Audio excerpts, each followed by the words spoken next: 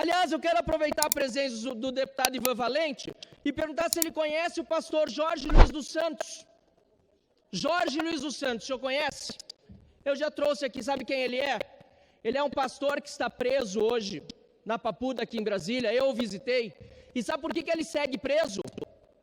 Por causa de um homônimo, o senhor tratou de homônimos, de um homônimo que cometeu crimes em outro estado, que já morreu. E o Alexandre de Moraes mantém o pastor Jorge Luiz dos Santos, que foi preso nas esteiras dos acontecimentos de 8 de janeiro, apesar de utilizar a ficha corrida de um homônimo.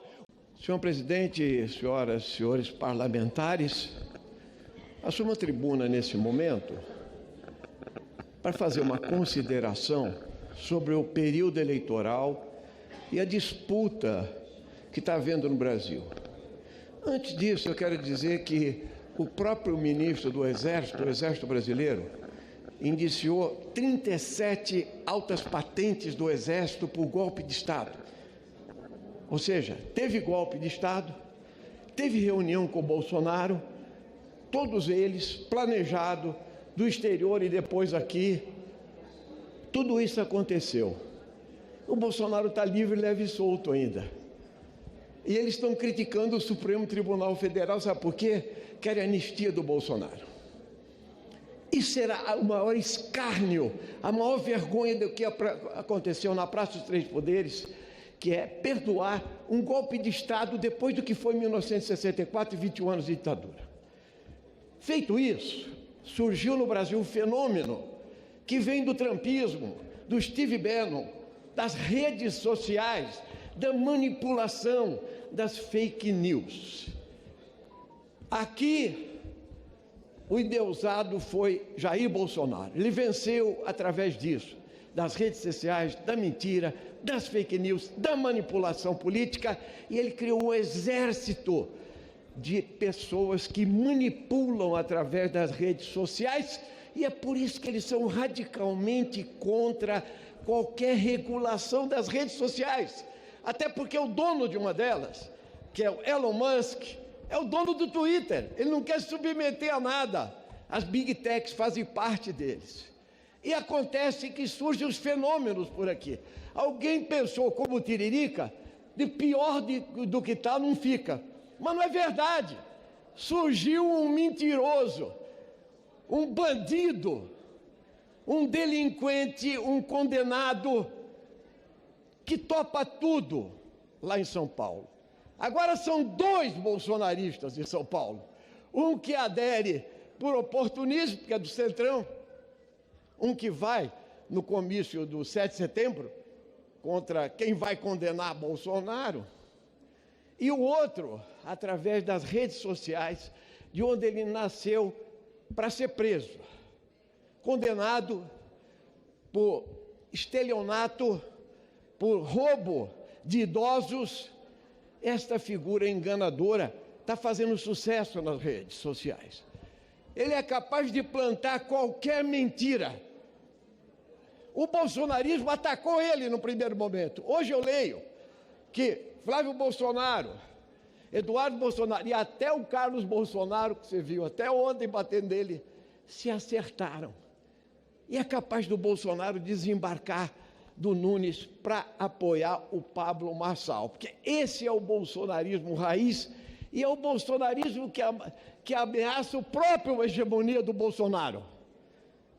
Ele teve a pachorra de criar uma mentira contra o nosso candidato Guilherme Boulos, inclusive não só, como fez com a Tabata Amaral, nossa deputada aqui, dizendo que ela era adolescente, entende, que ela queria ser jornalista. Não, com o Boulos foi mais pesado.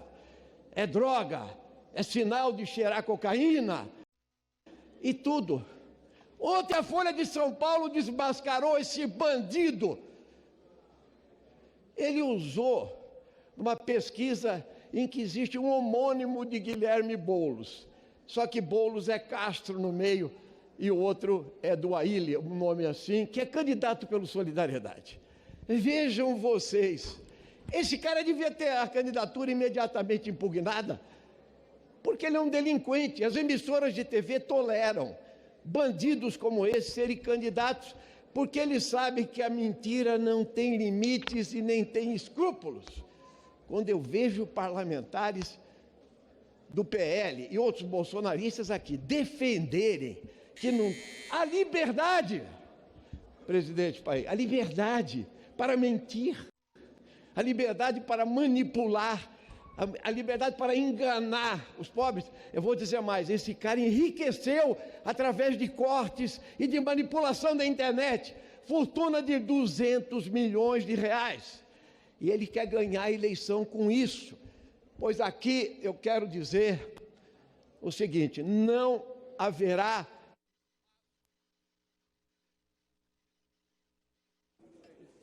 Para concluir, eu recebi a orientação da mesa para ser... aqui para discutir mais uma medida para poder auxiliar o Rio Grande do Sul na tragédia que está vivenciando, que é fruto de um negacionismo climático evidente. O Brasil vivenciou no governo anterior uma negação da própria realidade e um negacionismo ambiental e climático que traz suas consequências. O Brasil teve capturado o Ministério do Meio Ambiente por uma política antiambiental, inclusive com a destruição dos órgãos ou a precarização dos órgãos de fiscalização. Então, nós estamos vivenciando uma tragédia que é uma tragédia anunciada, com todo o esforço do governo federal para que nós possamos dar condição para que o Rio Grande do Sul possa se erguer.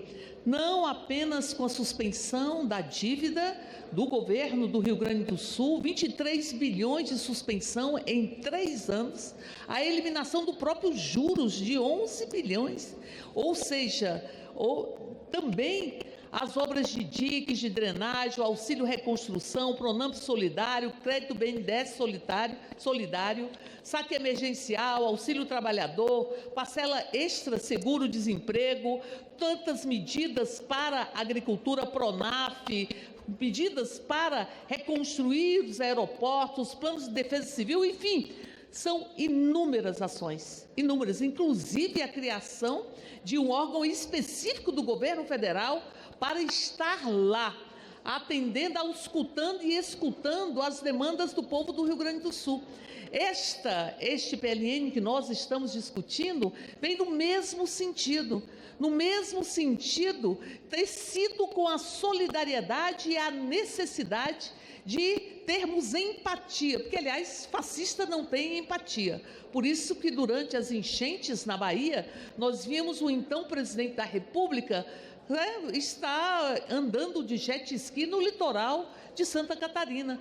Mas aqui é uma relação empática de sentir a dor do povo do Rio Grande do Sul e, por isso, uma estrutura ou ministério que tem a função de estar ali escutando e auscultando o povo do Rio Grande do Sul. Esta proposição que permite que as pessoas negativadas possam adquirir créditos para superar a enchente, vem nesta mesma lógica, e ela tem uma profunda urgência, porque há muita urgência para que nós possamos fazer com que o Rio Grande do Sul volte a ter a sua pujança, e neste sentido é difícil a gente imaginar um governo federal que, como o governo Lula está fazendo, tenha tido tanta disponibilidade e tenha envolvido tantos órgãos, porque nós estamos falando de bancos de fomento, de bancos públicos, que vão poder estabelecer esse crédito para pessoas físicas, para pessoas jurídicas, mesmo que negativadas em função, muitas delas, de outras tragédias, que é preciso lembrar, inclusive, que o Rio Grande do Sul vivenciou um período profundo de seca.